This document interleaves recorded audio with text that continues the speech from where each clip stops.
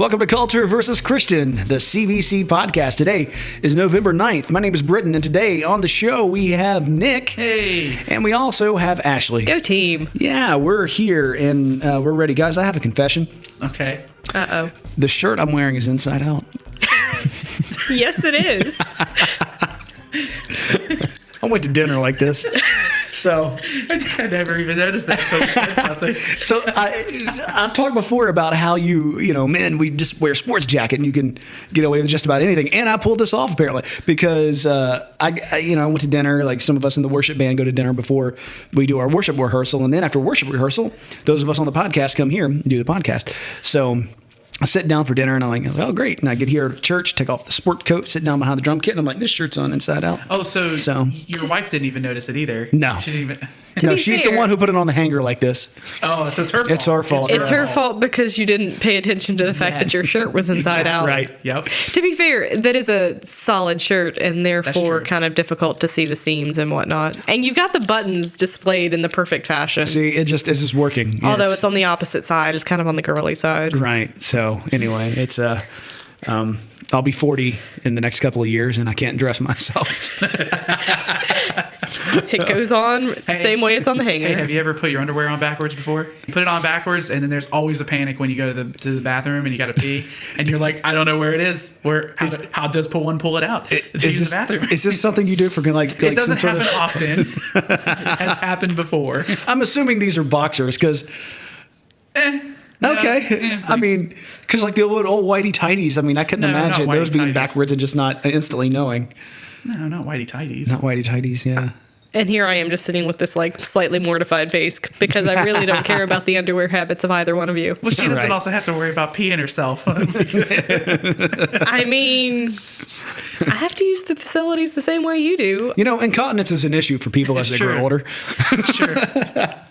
Wow, we're getting off to a good start. Welcome to the CVC podcast. Yeah. We sometimes wear underwear. Are we participating in a No Shave November? I started like 10 years ago. I know, I sure am. Really? You're not shaving? Do you have a good beard when it grows out, Ashley? Sometimes. Yeah? You can't see it, but every now and then I have to shave my mustache too. Do you? Okay. Yeah. No, me and Nick are fully bearded men of the cloth. You shaved not too long ago, though. I shaved my entire... right? Yeah. I mean, I shave my whole beard off a couple of times a year and then just let it come back. And but if people ask, I'm telling them like, yeah, man, I'm really into this No Shave November, this charity part of it. I was going to say, yeah, I think it... Do you actually give to charity, or is it just supposed to support awareness for like I think people get cancer? sponsors for the facial hair. Yeah. And then there's like Movember, where you like climb a certain amount of steps every day. Oh wow! It's like something I've seen where you have to climb so many. The point of it is to climb so many steps a day that by the time the month is over with, you've climbed enough that you would have climbed the height of Mount Everest. And that's kind of the idea behind it. I don't know what the charity's for. I can't exactly remember, but that is a thing that's happening as well. I just looked at my steps on my pedometer, and I'm up to 19,000 steps today. That's impressive. Now, I know where the first 10,000 came out because I went on a couple walks today. But then at worship practice, I was playing drums. Oh, did it count it? That's my hi-hat hand. Oh. So I got another 10,000 steps out of that. I can't wear a pedometer when I interpret because it counts my hand movements every time. Wow. I knew an interpreter who put it on her ankle, though. Really? Mm-hmm. I guess so that would work. It actually counted the steps, and when she signed, it didn't count it didn't pick up her. I guess that would work. Yeah. Whatever makes you healthier, right? Oh. Okay, so we got to get the serious one out of the way. Yeah. We've had another shooting, this time at church. And this is the second church shooting that we've had to talk about in the past 2-3 months. Since we've started this thing up, yeah. Right. So, I mean, it's scary. 26 dead, 20 more injured. The newest news. This was, I put this in the notes today. Yeah. I saw it, I think it was trending on Facebook. The newest news is that they're going to demolish the church. Okay. The pastor met with the denomination leaders, I guess, and they discussed about they said it was it was a stark reminder of what had happened. So they decided to demolish the church, and then I think they said something like they're going to build another one on another plot of land that the church owns. That might be good. Yeah, because I mean they had a really small congregation, and then this happened, that was like half, if not around that much, of many of their people who had been killed. Yeah, and the pastor's daughter. As well. Mm-hmm. So that, I mean, if I was him and his family, I'd be looking for another church anyway, just because I don't think I would want to, do that. I think that would be incredibly hard. Yeah. So, I mean, I just hope the best for him, because it's going to be tough. Yeah. And stuff like that, oh man. But we don't have a motive for this. Like Vegas, we don't have a motive. No. So. And the last church shooting didn't have a motive either. Not that we could tell. Or not that they're going to tell. Right. It's really hard to find motive when your suspect ends up dying before you have a chance to question them. I mean, and I guess the history a little bit of history I've heard of the guys that he was dishonorably discharged from the military, and he was court-martialed. Yeah. So he was mentally ill. He had escaped the mental hospital. I was going to say I was getting ready to say I didn't know about that, but I couldn't help think that there was probably some mental issues going on there. So and I think he had dated somebody within the church, and it was his an ex. wife. Oh wow. Or his mother-in-law was part of the church, or had ties to it, or something like that. So what I just heard was there were a couple of places where there should have been some documentation of why he shouldn't have had a gun. And absolutely. He shouldn't have, because we know the military didn't enter it. It's the only reason he even got it. It's honestly a failing of the government. Right. Everything, all of that should have been picked up by the government when they did the background checks. Yeah. Well, and part of it, I think they were saying that the Air Force didn't document everything they were supposed to. Yeah. Right. They should have documented that dishonorable discharge. And I'm sure they documented the discharge, but the domestic violence and other things, I think. Well, they didn't send it to the FBI. The thing that would keep him registry. Yeah, keep him out of the registry. And I don't want to like toot the whole gun control horn thing, but honestly, this wouldn't have been stopped by more gun control. If the government's not going to do their job, then people are going to slip through the system. Well, I think that's the difference between guys like us, or folks like us, and people who want more regulation. Because they'll say, let's have more and more laws about the same thing. Where we're just like, that law was there. The law was there, and it just wasn't enforced. Exactly. If they're not going to enforce it, more laws aren't going to be the answer. Yeah. So and who was it that stopped the guy? It was an NRA teacher. Yeah. So some stranger that didn't even go to the church. His daughter came home and told him. So he ran outside. Yeah. He grabbed his rifle or AR-15, I believe is what I'd read on something. Ran outside, stopped a random person, and said, "Follow that guy. He just shot up the church." Jumped in his car. This complete stranger, and the stranger was like, "Okay," and just takes off after him. And they chased him and called it in, and continued to chase him until he pulled over and they found him dead. Pulled over, wrecked or something. Did they kill him, or did he kill himself? They can't tell that. Yeah, they haven't told that. Really? They just said they rolled up to the car and he was dead. I hope those dudes got him. I hope they lit him up. Screw that dead dude. Right. Screw him. Yeah, I mean, I don't think it was them. I think he had shot himself, but you hope. You just hope it went that way, because that's kind of awesome. I just thought it was awesome that he jumped in the dude's car.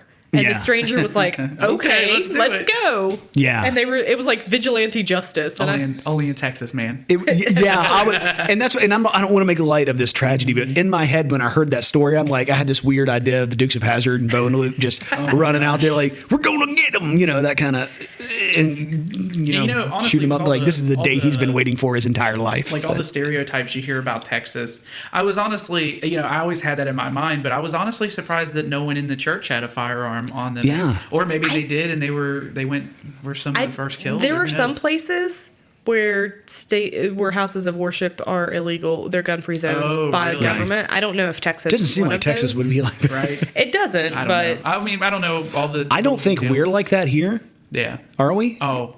I know. I know this church, and I know other churches, and there are guns in this church. There's guns in a lot of churches. There's guns in our church. So I don't think it's illegal in this state, but our thoughts and prayers with the people affected, because that's terrible. Yeah, it is, and I've stayed out of the news this week because. So I don't know if anyone's trying to make a gun issue out of this or. Yeah. Well, that was the first thing that's going to happen, obviously, but when like the NRA thing came out, and then you had that, what Ashley was talking about, the two guys who were, lawful gun owners who stopped it. Because if that's the case, then, there's always those people saying, well, the good guy with the gun myth doesn't actually happen. Well, in this case, it would have, if only it had happened sooner. Yeah. But, I think, if anything, we'll probably stop hearing about this story very quickly now. Yeah, I think so, because they can't figure out how to spin it. Right. Now that some of the sort of details are a little bit different, I think we'll stop hearing about it. That's our news, man. What do you do?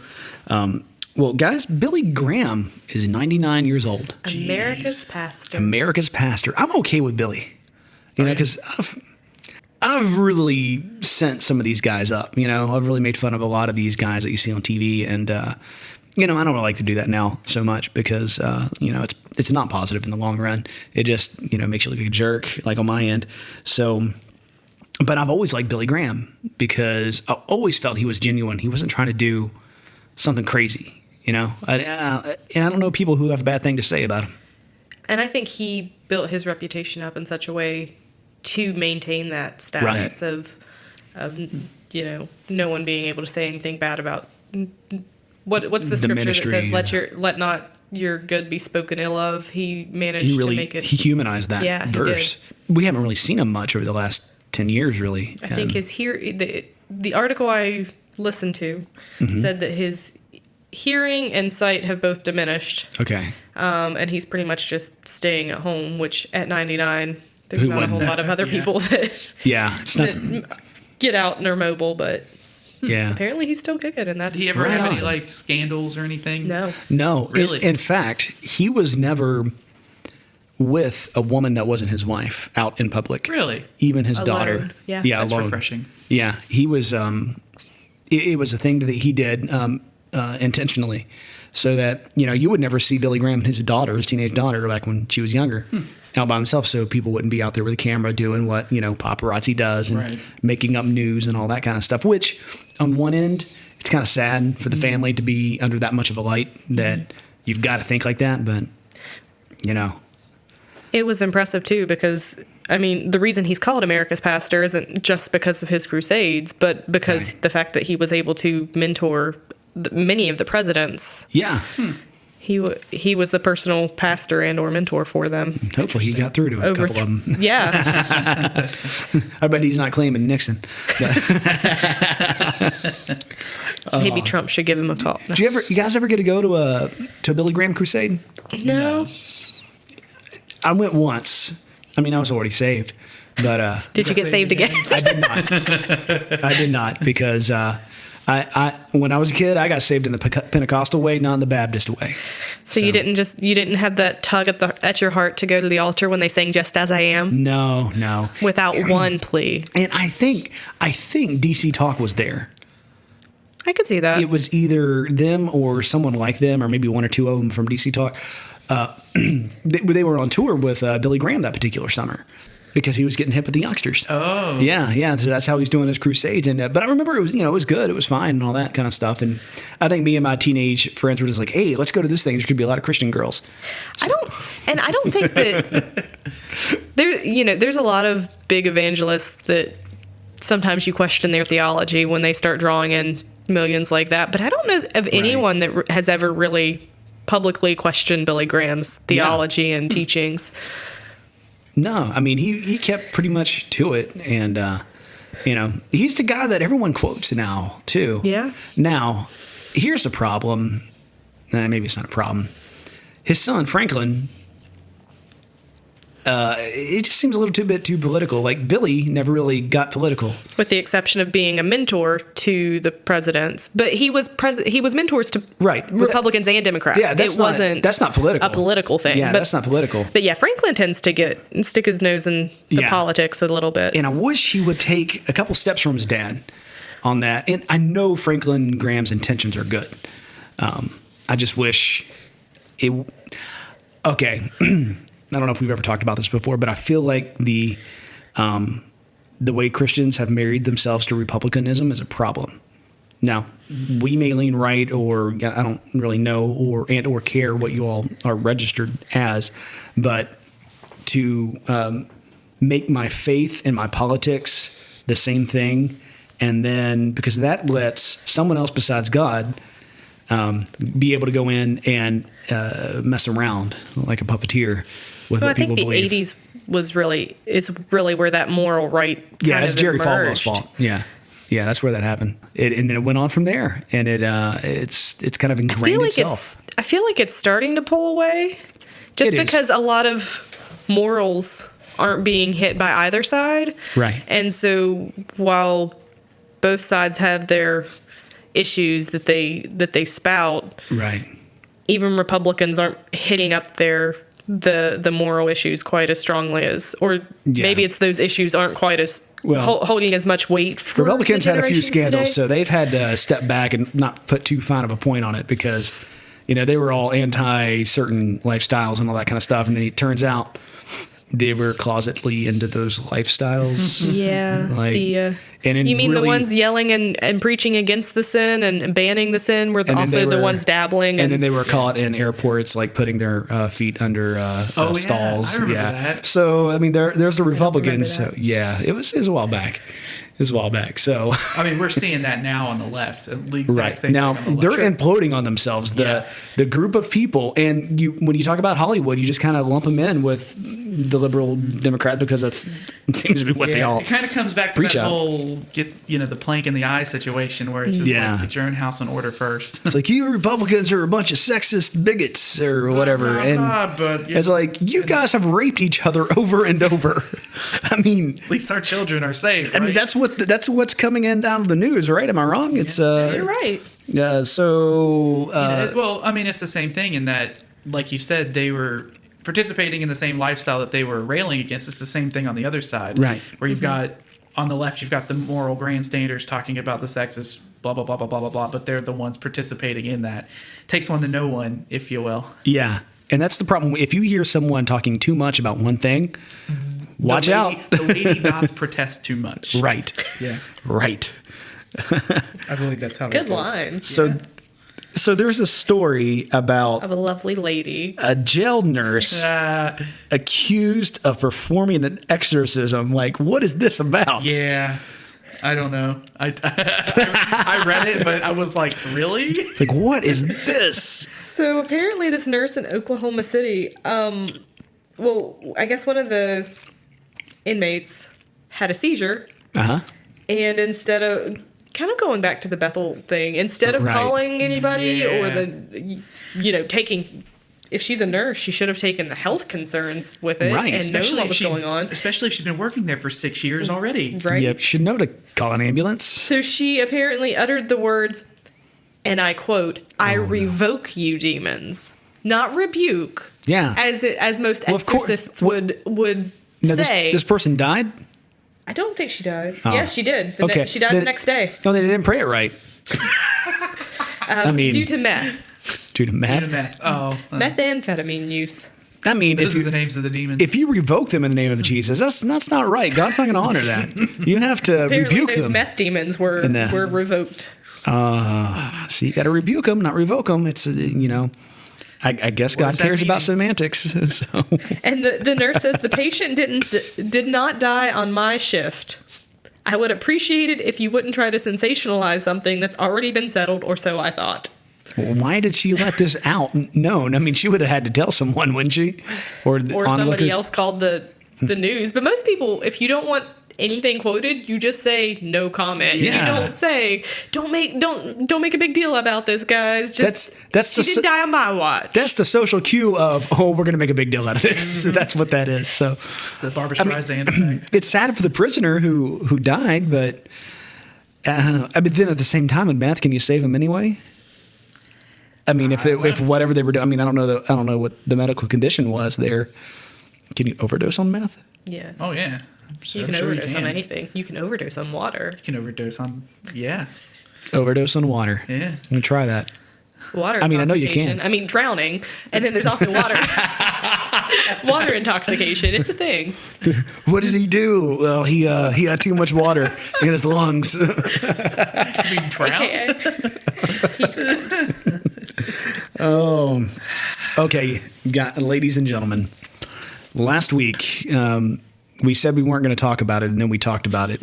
We did, but now we're going to go into depth about it. Oh, my gosh. Okay, so here's the setup. Last week, I was lamenting, as it were, that there's no Christian music for me. Wah, right? Okay. Because I know some people are like, well, I'm going to tell you this story real quick. I went on a mission trip to Mexico, like every good kid did. 90s starter pack. Right.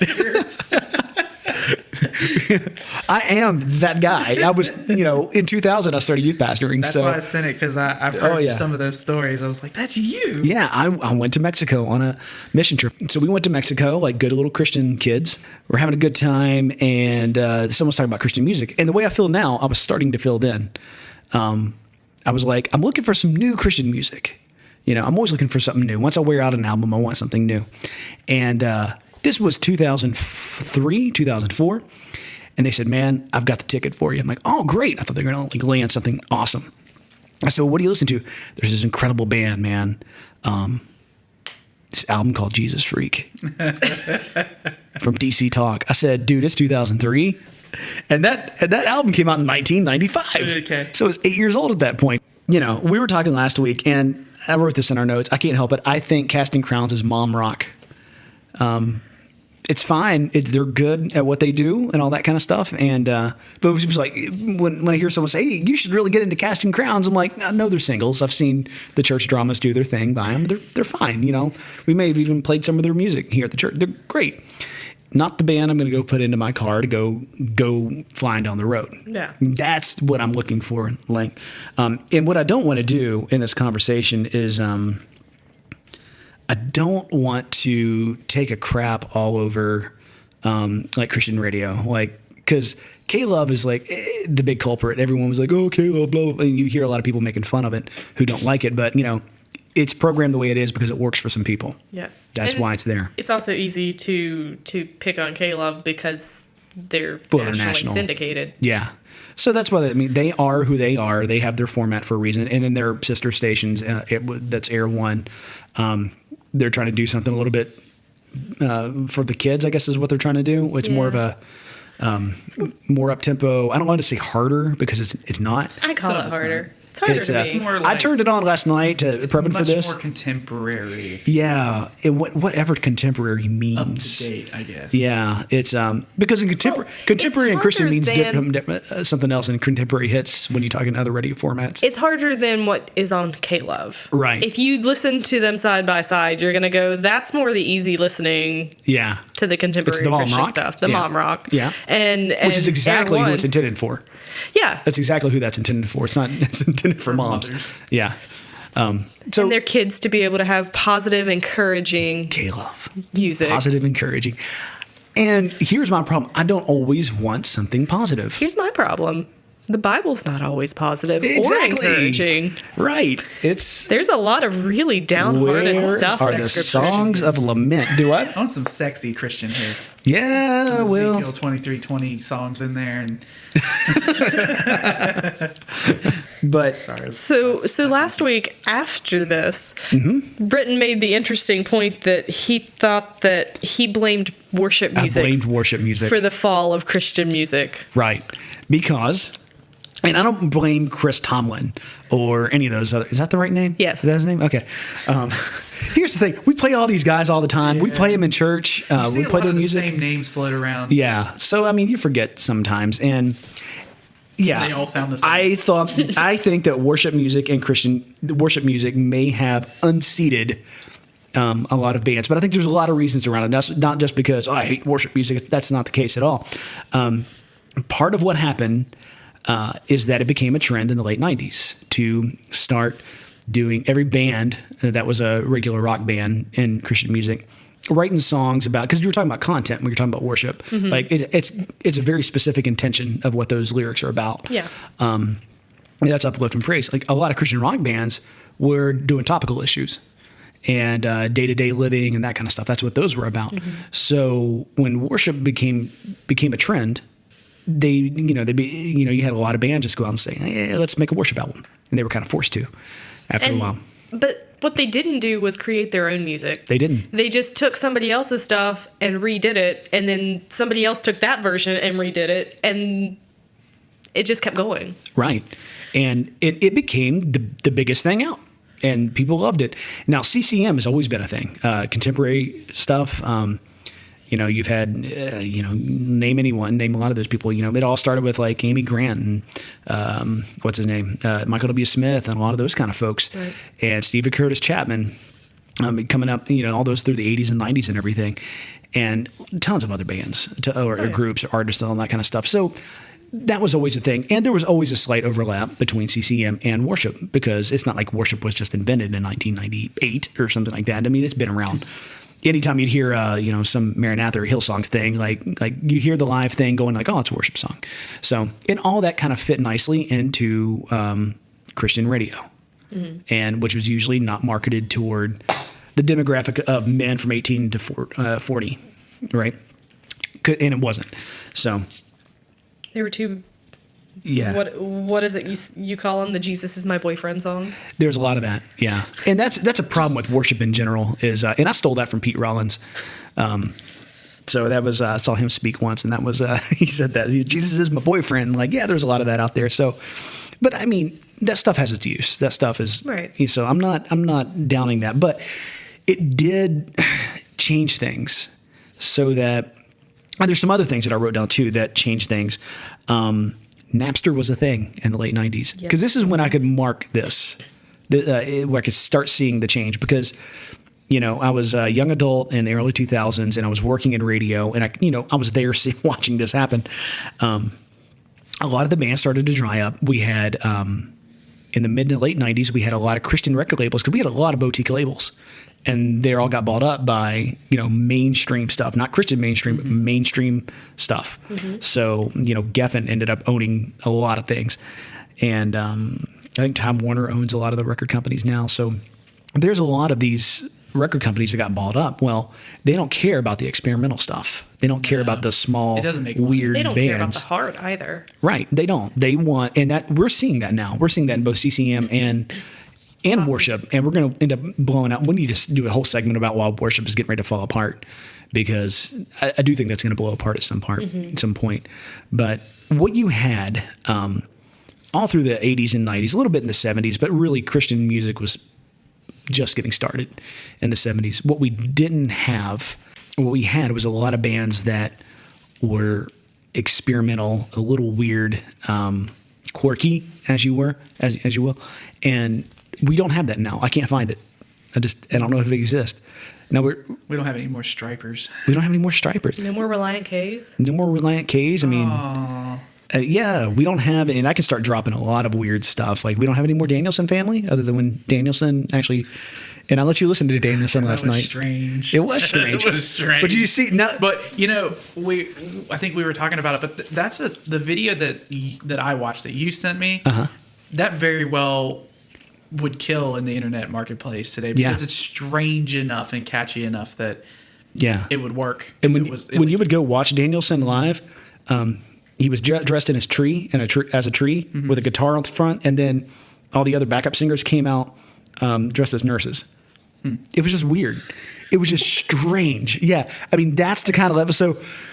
Like, one of the things we were talking about, Ashley, like, offline, she was like, you know what? I just don't think you like music. Or,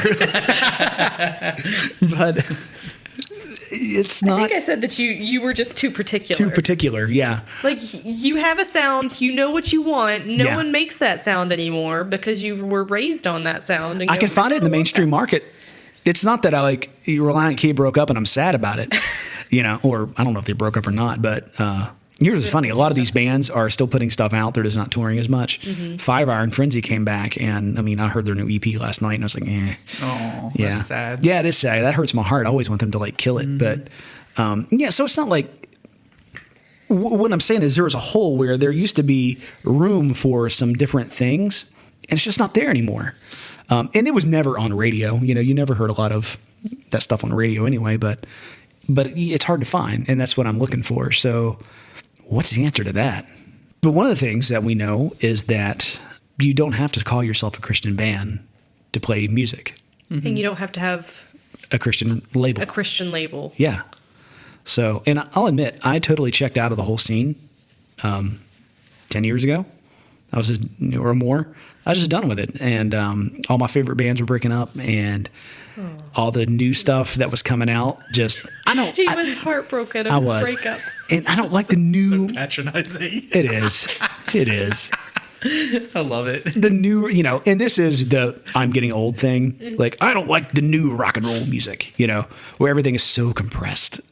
And like we talked about mixes a little bit, and like I'm very particular about having a good mix, and sometimes Christian music misses it. But anyway, just the way mainstream music in general has gone, like it started with the rap rock crap and the crap rock. Yeah. And like there's a sound to it now that they missed the dynamics. And so, that was a problem anyway in all music, not just Christian music. So I'm not bombarding them on that, but because there was a Christian music decline because of things like Napster and because of the record labels getting bought up and just lower sales in general, the room that, say, a Tooth and Nail Records had, or one of these other like smaller record companies, like they can't afford to put out some experimental things anymore. So that's the problem. Tooth and Nail still around? Yeah. Are they? Yeah. But I mean, I looked at their catalog the other day, and I don't know what they're playing, and like it's just, I don't know if I have seen anything lately that has said Tooth and Nail on it. They're not the epicenter of culture that they were. And most everything I see now is like Face Down Records and Solid State. Yeah. It's like, okay. Well, Solid State was started from Brandon Evil of Tooth and Nail. Was it? Yeah. So I don't know what the ownership is now, but so what I had to do this week is, because I know what music is for me and what isn't, I had to go find some music of some people that were Christians and everything, but these aren't the people that you're going to hear on K-Love. No, they won't get played. No, they won't get played, or on Air One or any of those, and that's fine. I'm not asking for radio play for my personal tastes. And here's the thing. There's a lot of metal out there. There's a lot of Christian metal. So there's just, if that has to be a spectrum, I think we said that last week, if metal has to be this spectrum way over here, and then your CCM is way over here, and then I'm asking where all the in-between is. Yeah, what's in the middle? And where is it? Yeah, I don't know. Yeah. That's a good question. A lot of the bands that I found, like if you like the whole Mumford & Sons thing, like, or Avett Brothers, the modern folk stuff that's happening, you can find that. And there's a lot of, people of faith that are doing that kind of stuff, and it's pretty good. Now, is that similar to like the bluegrass stuff that we have locally, or is that something completely different? You mean like Mumford & Sons? Or? No, I know what Mumford & Sons. I'm talking the Christian bands that you're lumping in there with that. Ask it again. You said something about locally. I don't know anyone local. Well, just the bluegrass sort of sound, like Southern gospel hymns, bluegrassy. No. Luckily, it's not, because Not Southern Gaither gospel vocal band sort of. No, that's a whole different ball of wax. Like the Gaither and the Southern gospel stuff, a whole different ball of wax, which is a whole other thing. I had a DJ on a Southern gospel station. Ooh. Yeah, and I grew up around Southern gospel, and because of that, I didn't care for it too much. I bet, yeah. Oh, but so.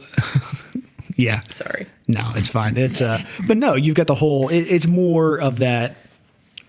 The modern folk stuff. Yeah. That stuff's out there, and I totally dig that stuff. But there's certain sounds that I know just aren't there anymore, and that's just because I'm getting old and I have to cope with that. So that's not an issue. But you guys said you were going to psychoanalyze me, so. No, I just figured that this conversation would be kind of a psychoanalysis for yourself. So what do you think right now? Like, you're the psychology major. What kind of problems do I have? A bachelor's degree. I can't diagnose anything. Well, I'm not asking for a diagnosis, but you can kind of give me a bearing.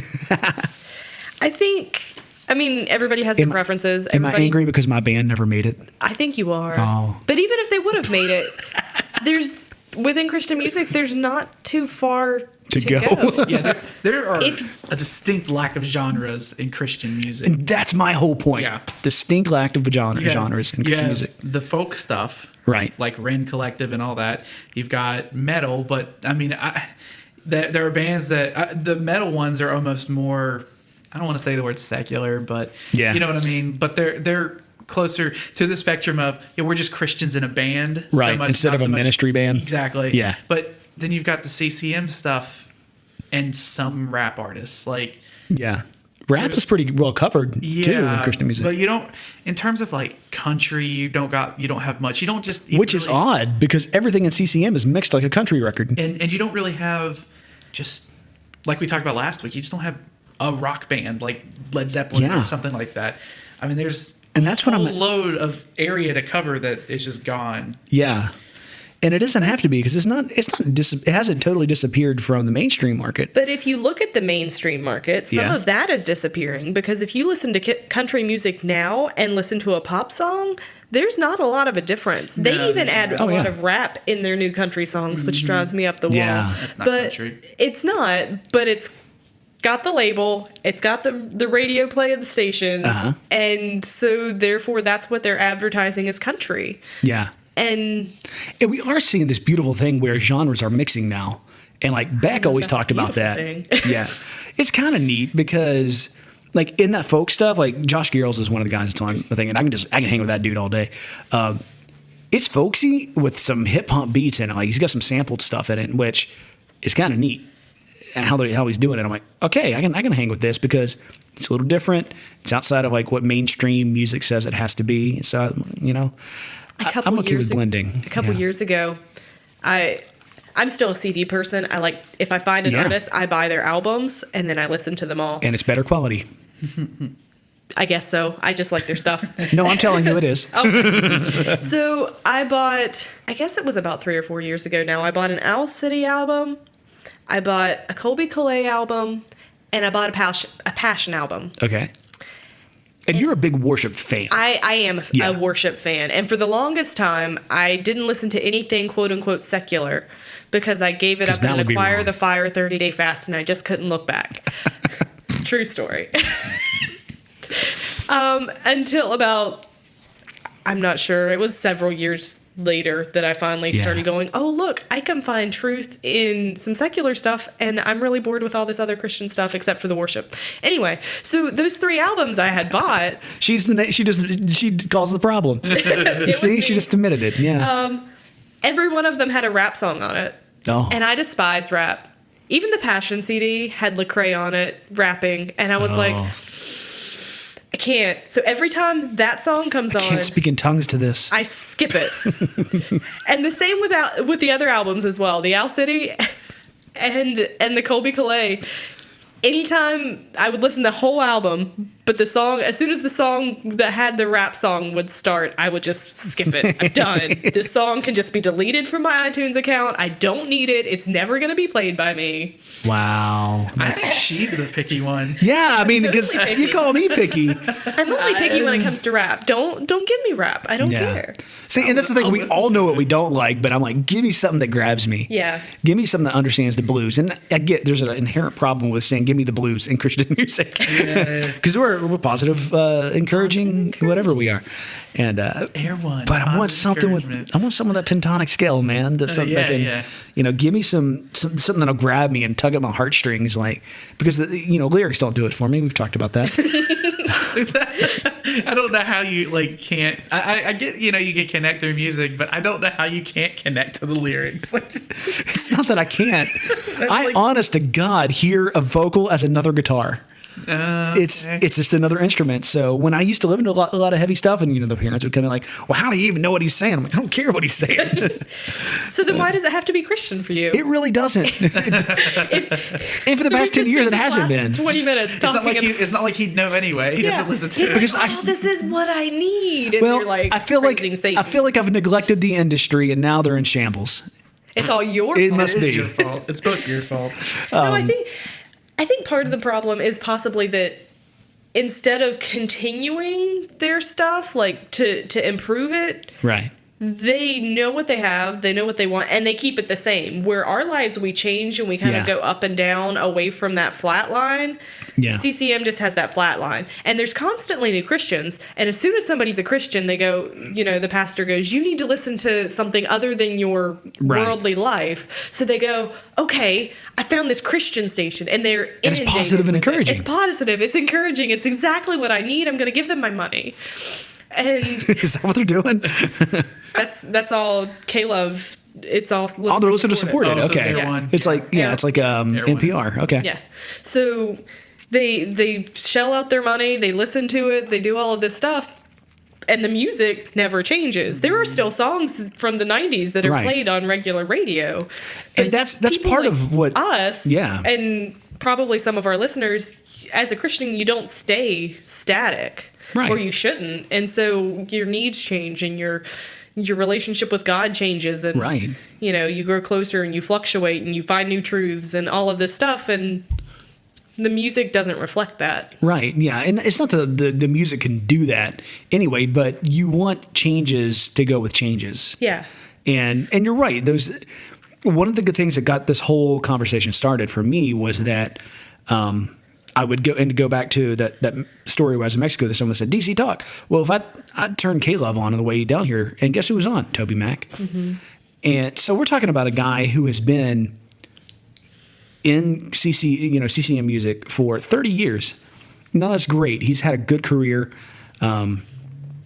But it's the same people for 30 years. Right. When does that happen on your local contemporary hit station? It doesn't. Unless they're doing a flashback weekend. Yeah. Right. And that's a problem. They're good for a couple of years usually. At some point, the whoever that is goes over to the classic version. The classic rock or the classic. I don't know if there's a classic CCM. Probably not, because they're playing the same people for 30 years. When they pull out the classics, they pull out the original stuff that they did. Yeah. And then they just revamp songs. it. Like the worship songs. Right. And that's the problem. There's so much repetitive material. It's just as bad as country music sometimes. Maybe not. It may be worse than country music. Country music was pretty bad about it. I've seen that for a video long where the time. guy took the 6 different country songs and they all Overlap? Yeah, they were all the same song, basically. And he just played them out as one big long thing. Yeah. Well, the problem with Christian songs too. And that's with Christian songs. We've been able to do it. Take a Christian song and go to a secular song and just figure that they ripped them off. So we did. I don't know how Christians manage to not get things taken, like copyright lawsuits and things like that against them. You can't really copyright a chord progression. Yeah. Because otherwise, I mean, do you know how many songs go from C, G to D?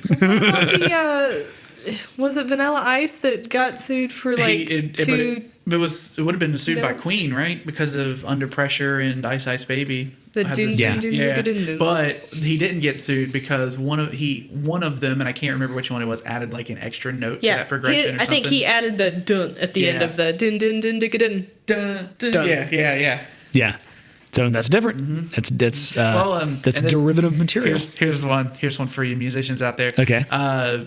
Joe Satriani was going to sue Coldplay for Viva La Vida or Viva whatever that song is. Yeah. Because he literally wrote a song.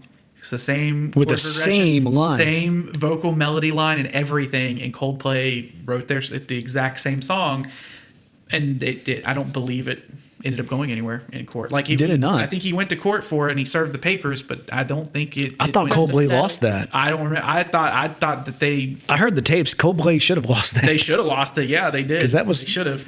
Yeah, I mean, even the Christian worship band, you have Crowder versus McMillan's Sloppy Wet Kiss.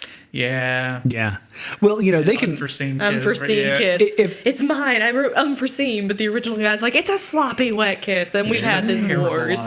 Terrible line. Was that a real? I mean, I know I know the problem with the line, but was there a little battle between those two? Yes. Really? And within Christian worship, like this church over here would sing sloppy wet kissed, and this church over here would sing unforeseen. We have seen that. And they would go back and forth about it, like, no, it's not. And I know McMillan. I know McMillan is kind of like America's worship hipster, and that's not a bad thing necessarily. Because I was listening to a lot of his stuff this week, and I'm like, okay, I can hang with him.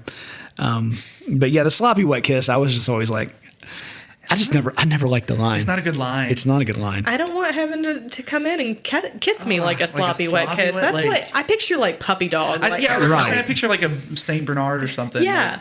Yeah. And I don't want that sloppy wet kiss. Like I want to wipe that off and be like Lucy and Peanuts. Oh, dog germs. Yeah. That's what you get when you're like, arms in the air, germs. waving them to Jesus like you just don't care, and then you have to say sloppy wet kiss, and it's like, it just took me right out of my worship. And although I'm not sure an unforeseen kiss is any better. no. Got a little rapey vibe going on there. Yeah, that's a problem. Wow. I don't know. Well, do you want to have like a little rapey vibe, or do you want to be like dripping wet?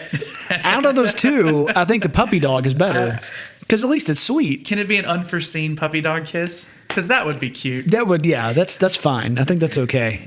Well, we've solved one problem tonight. Here's the thing. It doesn't really fit the cadence of the music, right? An unforeseen sloppy wet kiss, but whatever. Here's the thing. If you, the listener, have any musical suggestions for me, I like all types of music. I even like some CCM. I like some worship. It's not that I don't like these things, but I'm looking for some different artistic expressions. And I went back this week and made a 90s playlist because that was my jam. I've got an 80s and 90s and a 2000s. And the 2000s, it starts dropping off. It does, because that's when I was losing interest. But 90s, man, it goes from like Michael W. Smith to Zayo. You guys don't know Zayo. But I've heard of Zayo. They scream a lot. That's why I don't know them. Yeah, you wouldn't know them. So, I mean, all that's sitting in there, and then everything, quote unquote, in between. Once again, I don't really like that spectrum, but a lot of people use it.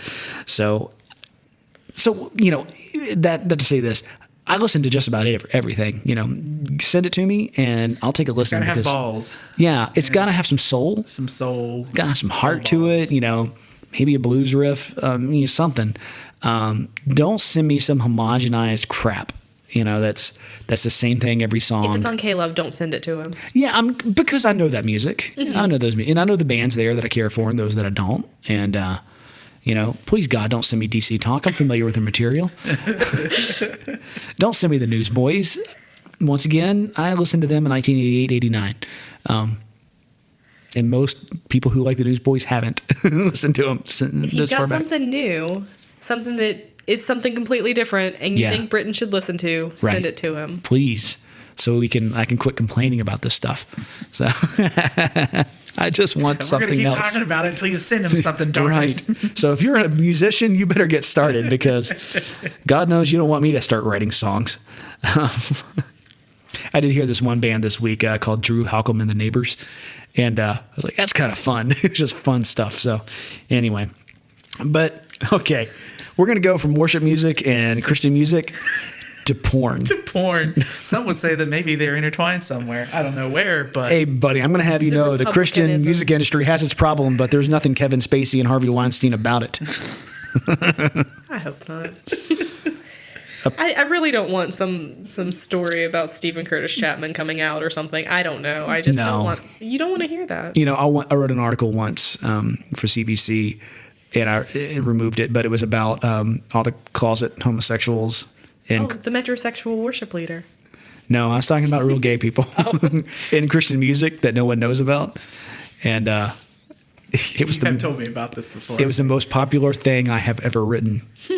And I took it down because I felt like it was in bad taste because I was outing people. Oops. You know, it's like, hey, this one guy, he probably is, you know. And this was when... You know, we're still talking about gay marriage, and people are trying to figure out, you know, what the church's take is going to be. Well, I think on my end, I was just trying to get it. I was trying to get it to the place where we just weren't dragging people through the streets because they were gay. You know, I would have loved for Christians to be there, which was kind of hard to get to be honest with you. But anyway, I'm not sure we got there yet. No, I don't think so. So anyway, this porn star. Best segue all year, guys. Best segue all year. This porn star is planning on running for president of Russia. Okay, so I put this article in here before we... This was way last week before... Is she going to unseat Putin or give him a lap dance? Well, I mean, if she's going to give him a lap dance, he can't be unseated. Right. So... No touching. Yeah. Yeah. So, okay. It's just good to see Ashley going, oh, God. Just shaking her head at it. So, okay, so there's a former porn star named Elena Burkova. She's from Russia, and she has used Instagram to declare her candidacy for president against Vladimir Putin in the 2018 election. Wow. Now, I have a feeling she'll wake up with a Russian poison cocktail because that's how Putin rolls. I think she doesn't remember how Putin got into power. And since he's out of the country, we don't have to say allegedly, do we? Nope. I'm not sure that's a legend. There's pretty lots sure of that's evidence fact. about that. Fact. Hard fact. So, but okay. I just don't want to wake up with a poison cocktail in and my it's not drink. it's not so much her. Okay, so they're saying on here that she'd be the to date Russia's not had a female president. Now, remember Catherine the They've Great. only had like 3 presidents, but sure. Right. we forget that Catherine the Great wasn't a president, but whatever, because no presidents at the time. So, okay, so this is not her first run in politics. She was a mayor of some place, and she billed herself as the candidate from the Party of Love. Quote. Okay, but so I don't really care about the fact that she's running. I care about, and of course I don't give a crap anyway because it's Russia, and maybe Russia does things a little bit differently. But let's talk about her policy because that's the important. Is thing. that the brilliant part? This is where you get to the point where you realize that maybe if she actually got into power, she would probably kill more people than Putin has, and this is where it gets a little creepy. So. Basically, it says here, given her history for running in various states of undress, one of Burkova's platform proposals is clothing censorship, including strict regulations on the minimum lengths of skirts. Now, how can you claim that you're a democratic country or a republic of any kind, not a communist regime or anything, and put laws and somehow put laws into place dictating skirt lengths? Actually, I mean, America did it in the 50s, but I mean, but here's the thing, and I just found another article about the exact same thing. She wants to ban skirts longer than a certain amount, not shorter than. But it gets worse. It gets worse. Okay, so she also proposed to restore the Soviet-era law that ordered prison sentences to parasites or citizens who did not work without a valid reason and introduce a, quote, tax on poverty. Well, at the same time, if anyone needs taxed, it's those lazy people. Exactly. It's the people who literally can't pay it are going to be taxed. At the same time, she would offer state credit with no interest to those who start small businesses. She said she wants to make divorce almost impossible for men through taxes and red tape because looking at it from an American lens, just to throw this out there, because men don't get shafted already in divorces. Right. Anyway, she also promised to introduce sex education and sex exams in school. Exams? In school. How do you prepare for that exam? Oral and written. Wow. As well as to pass the law that would require future parents to obtain a childbirth license from the state by proving their good health and tax discipline. That does sound like Russia. Right? Wow. Right? Now, on one hand, it's like, okay, I know we've joked about eugenics of some sort, but at the same time, it's always kind of been a joke because then you start getting into the China one child law where people are like drowning their kids because they've accidentally had more than one baby, and if not, they're going to get whatever. Right. But and it had the wrong genitalia too, to boot. Yep. Then she says, I plan to make divorces almost impossible for men, as these days women bear almost all the responsibility for children. She explained, often our youth still do not know about sexual legal norms, hygiene, not to mention pleasure. How do you teach them that? Wow. Sounds like a job for a parent, but... Yeah. Most dramatically, Burkova declared that she is, quote, fed up with Weinsteins and therefore wants the death penalty for sexual harassment. Hashtag me too, everybody. Hashtag me too, get a bullet to the brain. So people are like using Weinstein's name in vain all the way over into Russia. It's going to go from hashtag me too to hashtag up against the wall. Oh, is that where it's going? Wall, up against the wall. So yeah, and if this isn't funny enough because she's talking about intelligence, having enough intelligence and whatever to have children, she's saying that unfortunately for Burkova, she's talking about Putin now, his advantages include being the authoritarian ruler of a police state, extensive experience in skullduggery, which is a great word, by virtue of his of his KGB career and being substantially older than the specified minimum age of 35, while she's only 32. So she wants to run for president, but she's not old enough, and she wants to put intelligence quotas on people. Wow. Now, when's the next election? Is it yearly? Is it 4 years from now? no If it's clue. 4 years from now, then she's able fine, to. sure, but I have no clue. Oh, wow. I actually heard something about this the other day that had the Are we going to dabble in their election? Because it wouldn't be the first time. Oh, It's true. it would just be, eye for an eye, right? So just be Norm. I heard something Right. that they. One, I don't think Putin thinks it's serious but I think she's trying to run like Trump did. I'm the outrageous candidate. outrageous candidate that you guys all have seen and know. And But you see what happens with an outrageous candidate. It's true, but at the same time, she can't rig the elections. putting my tinfoil hat on. Which I love that hat, by the way. Some part of me wants to think that maybe Putin tapped her to run. Yeah, that was the other he theory. knows just how crazy she is. Yeah. And it's like, nah, I'd totally win. I would totally win. Oh, totally win. I'll totally. And then just slip a little cyanide in there. And Make her go away. yeah. And that's the love party, isn't it? I guess. Well, this is funny. You guys know Puff Daddy, P. Diddy, Sean Puffy Combs. Sean He's got like Puffy 15 Combs. names. Well, he's got a new one. Okay. He's now Brother Love. Brother of Love. Brother Love. He's going by Love now, or Brother Love. One of those two. So Is that a command? Like, I don't know. that sounds gross. Sounds like a title. I don't know what it is, but he's Sounds like Love. gay So porn. I love to love music. You see, it just doesn't work. I love P. Diddy. I see anything. You know what I'm talking about.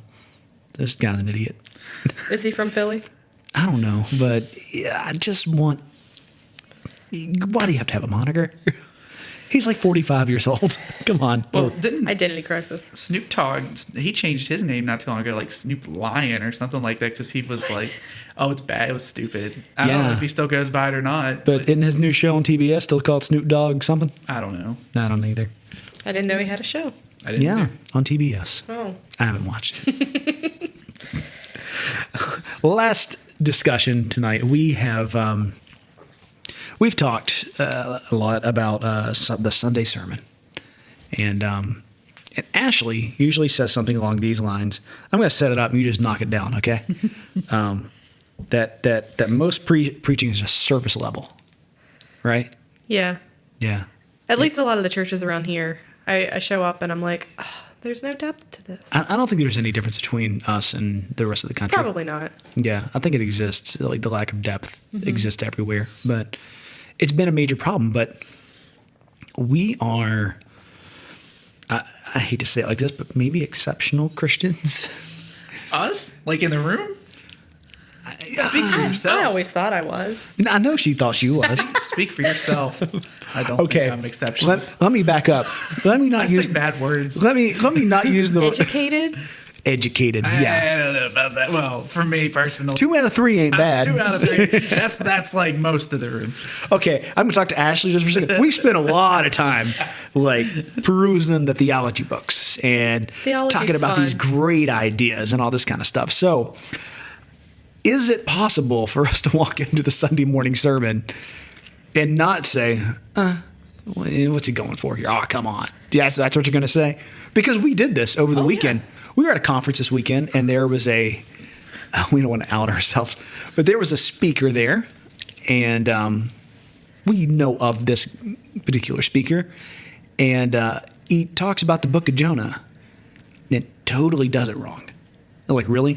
Completely wrong. That's what you're going to take out of it? I mean, he was assigning things to Jonah that weren't there, and what do you do? I mean, so me and Ashley are sitting there saying, "This We were isn't passing right." notes. And by notes, I mean using the notepad on our phones and passing the phone. Yeah, like this isn't right at all. This is There were a lot of curse words, weren't there? yeah. So you get things like that.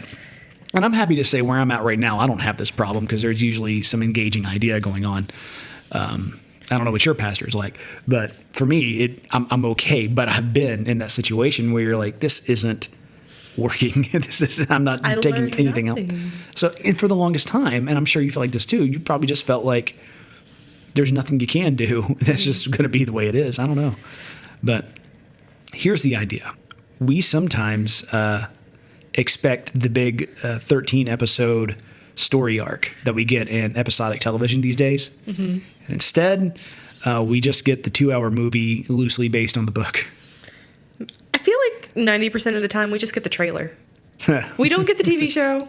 We don't get the movie. Right. We get like 2 verses, and then we're going to use these 2 verses to mean whatever it is that we think we're trying to say with them. Postmodern Christianity. Yeah, that's what it is. And if you read 2 verses before or 2 verses after, it completely negates the point of your sermon. Right. And so they were very careful in their preparation not to go through those verses. And I encourage you to bring your scripture, your Bible, but no one reads above or below in those couple of seconds while you're talking. You just put that one scripture on the screen and everybody loves it. Man, I know before I've had sermons like planned out and written, and like I thought I knew where I was gonna go until I started putting the scriptures of my text into context.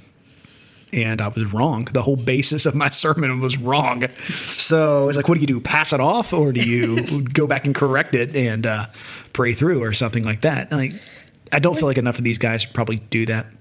Like to use the Christian term, there's your seeker-friendly churches that only preach literal surface level, come to Jesus, live a happy life. Right. Let me teach you John 3:16. Over and listen over. To K-Love. Why we listen to positive encouraging K-Love. And that's all you get on a Sunday morning. That's all you get at the church. And your cup of coffee. And your worship music. Yeah.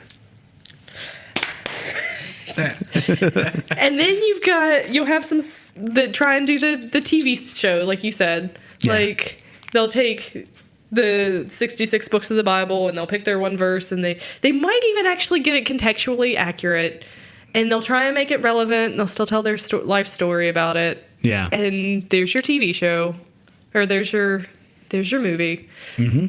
And then you've got your sermon series where they try to make it the movie version, but they still take most of the time they still tend to take that idea of the TV show or the movie. I keep getting them mixed up. They keep taking that movie and making that short snippet, short ad trailer in each one of them, and still missing the point. I don't know. I feel like there needs to be some good expounding on scripture. Right. And taking everything and putting it together into context. And I think I think when scripture's done like that, you can it'll speak for itself. Yeah. You don't have to go, see what I did there? People can see what they did there. There's a couple books in the Bible, too, that I always thought, if you memorized this whole book and just stood up and quoted it as a sermon, this would preach. Right. Mm-hmm. Well, it did at the time. But there would be a lot of people that would look at you and go, that's not scriptural. There are some points in scripture that would look at you and go, that's not biblical. Right. But yet you would be like, here it is. Like, just literally biblical. I just read word for word. It's not a paraphrase. It's a literal quote. Oh man, that's what we're dealing with in today's church. But I mean, and I wonder if it's possible for a certain kind of Christian who wants that depth in a sermon, because if you go to, I'm not necessarily like the word, it works for this analogy, the word deep. You're going to blow through a lot of people, like go right on over their heads. But they're not going to do this. I think we've kind of determined that they're not going to go anywhere past surface level. So you're usually only ever going to have surface level Christians unless they take it on themselves to do the study. Mm-hmm. Some people aren't prepared to go that deep either. They're not mentally. No. I'm not saying they're stupid, but some of there's them a lot. But I mean, there's a lot there. I mean, that you got to start putting together. And well, you also have to question things about yourself too. I mean, when you start going deep, you have to really start challenging your beliefs at some point. Yeah. I've always hated when preachers or ministers or whatever go to a new Christian and say something like, okay, you're a Christian now. Here, read this book. And just leave them on their own trying to get through Leviticus, That's there's so much going on in that book. Even most ministries that I know, they will say, you're a Christian now, read the book of John. That'll tell you who Jesus is. Right.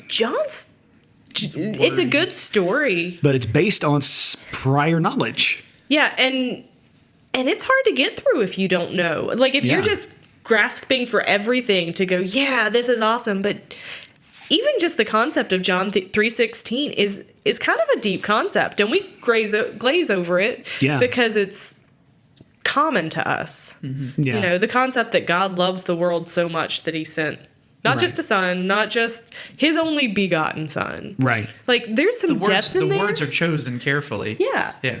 And we go, you know what this means? God loves you. Come to the altar. We dumb it right down now. that far. That's such a candy-coated way of giving that message too. But like it's everybody does it. Oh, I know. I mean, I hate it. Like, that is just such a candy-coated, this is it. Yeah. Like, no, it's more than that. And that little bit of candy works for a little bit of time, but at some point, You get diabetes. yeah. And Spiritual diabetes. maybe you want a bowl of cereal at some point. Well, and Captain Paul Crunch. talks about, you know, get off the milk and get some steak. Right. You know? Sorry to our vegetarian listeners. Sometimes you've got to just an get analogy. away from the baby food and start Right. chewing your own stuff. And maybe that is where the questioning of yourself and who you are and how you line up with scripture and what Christ needs to change in you. I don't know. Maybe that's where all that comes in.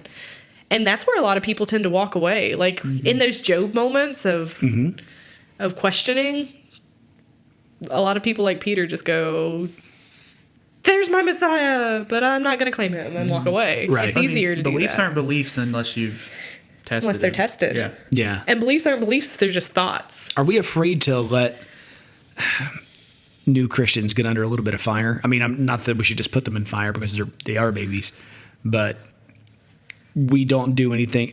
It's like some of the it's like what the millennials are accused of, you know, as being, you know, big man babies all the time. Like, but haven't we kind of always done that in the church if we're not careful? I was going to say the same thing, even education-wise. We don't challenge kids to think anymore. We just hand them a calculator and say, type that in there. Right. And we don't tell You them know, why. And they don't understand the concept behind it. And we don't teach critical thinking anymore either. No. Right? And so maybe Christianity's the same way. And I guess maybe it's always been that way, and that's why we had the Protestant Reformation, because Yeah. you had your priests who would stand up and tell the church members to do what they wanted them to do. Right. And the church members were ignorant because they couldn't read. So they just did whatever the church guy told them to do, thinking that was going to get them where it needed to be. And there was our turn from that with the Reformation. Right. And we've had several turns in Christian history since, but maybe that's where we're at again. Like, the preachers are just like, let me preach you this surface level stuff. But my problem is when you start to go deeper, when you start to dissect and you start to go, wait a second, what he says doesn't match what this says. Then a lot of Christians will leave, Yeah. or they'll start to question, and the pastors get mad because you're not supposed to know more than they do. Right. So they don't want the status quo upset for like 10,000 different reasons. And Wow. and that's the money. It's part of it. I mean, I don't want to throw every preacher under the bus, but No, and not that every definitely preacher exists. does that. Yeah. And not every preacher preaches the surface level sermon. Right. But I church hopped for 2 years, going to somewhere different every week. Church hopper. It was an eye-opening experience of Yeah. what I needed at the time. Not every church preaches that surface level sermon, Yeah. but it's hard to find. For me, it was hard to find a good sermon with good worship, Right. and that's a story for another day. Yeah. I mean, in all of that, I have to go in, and this is my take on it. Like, we all know my taste in music, so I don't go to church expecting like the music to change my life, or it to be. If it's Southern gospel, I'm in. If it's rock and roll, I'm in. If it's contemporary, whatever, worship, modern, give me Bethel, whatever, it's fine, I'm in. I mean, I can hang with anything right now. And I feel like that's how I treat preachers now too, but for a different reason. For one, it's just accepting all kinds of different stuff. For the preachers, it's like, well, I just can't expect anything better. But then inevitably I always found myself in trouble with those kind of churches. So it's like, well, maybe I've got to do something else. And I'm not going to challenge the preacher. And that's the thing. I won't challenge a preacher because... It's because every time, the last time you did it, you stood up right in the middle of the church. Right. You started yelling at him, top of your lungs. I don't think you know how true that's. I've done that too. I've had a relationship breakup because of that. I didn't scream at the preacher, but the troublemakers kind of let them have it. So anyway, that was a whole other Worst thing. part was he did it without pants. I did again. We're just seeing right now. We're just lying and seeing how far we can make this go. Probably telling the truth. I don't know how far. I have no clue. Well, that's all we've got for this week. And if you've stayed this long, God bless you. Check out all of our stuff on social media, Facebook, Twitter. You can get the podcast on Stitcher, TuneIn, and a few other spots. Just look for us. Just type in CVC podcast if you're bored and need something to listen to on the way to work. So we will see everyone. We won't see you, will I? We'll talk to you next time because we don't even hear from them either, do we? We'll talk to you next time. We'll talk at you next time. We'll talk at you next time.